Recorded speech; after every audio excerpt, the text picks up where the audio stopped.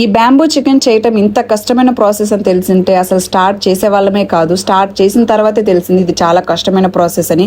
మరేం చేద్దాం, already start చేసేసాం కాబట్టి మొత్తానికి ఫినిష్ అయ్యేంతవరకు ఓపిక్గా ఉన్నామన్నమాట.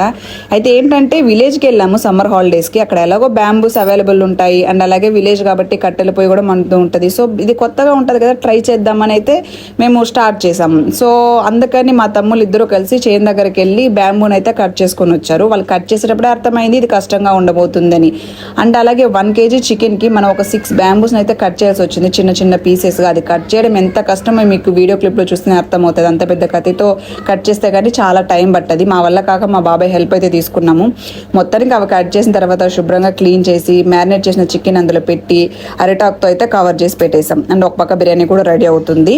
ఇప్పుడు ఇంకో ప్రాసెస్ ఏమంటే వీటిని మనము మండించడానికి ఒక పక్క కట్టెల పొయ్యి అయితే రెడీ అవుతుంది.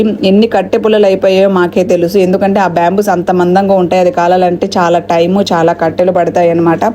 మొత్తానికి టేస్ట్ అయితే సూపర్గా వచ్చింది. ఇంత సూపర్ టేస్ట్ ఉంటుంది కాబట్టి అంత కష్టమైన ప్రాసెస్ ఉంటుంది అనమాట. సో బ్యాంబూ చికెన్ రివ్యూ అయితే ఇది. Bye guys.